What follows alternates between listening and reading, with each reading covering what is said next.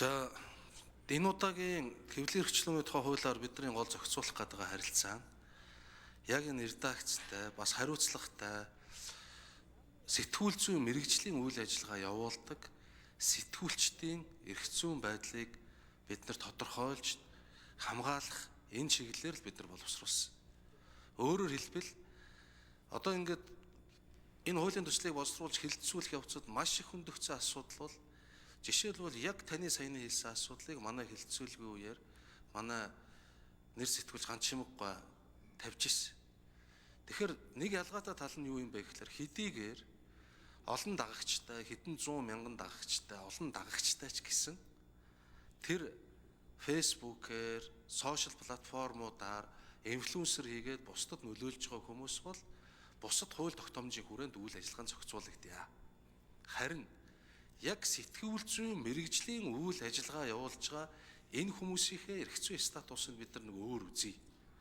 Өөрөөр хэлбэл яагаад өдийг хүртэл Монгол Улсын эрүүгийн хуульд нэг зүйл байгаа юм. Сэтгүүлчийн мэрэгжлийн үйл ажиллагаанд саад учруулах гэдэг. Энэ гэмт хэрэгээр ерөөсөө хүн ял шийтэгддэггүй. Энэ гэмт хэрэгээр мөрдөн бацаалтай ажиллагаа явагддаггүй.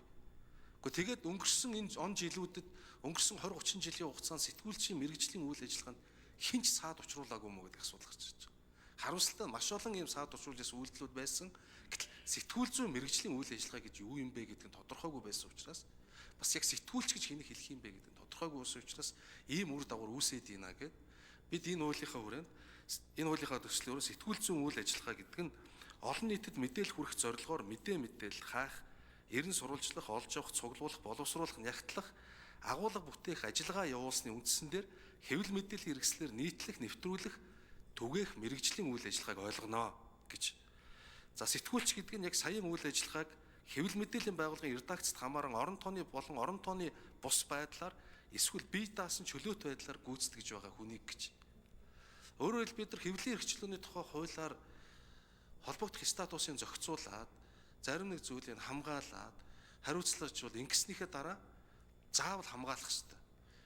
Тэгэхээр энэ сэтгүүлчийн мэрэгжлийн үйл ажиллагаа бол бүх хуулиар нэг ялангуяа эрүүг үйлчүүдийн бусад хуулиудаар хамгаалагдах ёстой юм аа. Харин таны ярьж байгаа яг энэ сошиал орчинд үйл ажиллагаа явуулж байгаа инфлюенсер гэгдэх. За инфлюенсер биш байсан ч гэсэн өөртөө харьяалагдах сошиал орчноор үйл ажиллагаа явуулж байгаа хүмүүсийн асуудал яг энэ хуулийн хүрээнд бол зохицуулагдахгүй байдлаар томьёолж оруулж ирсэн.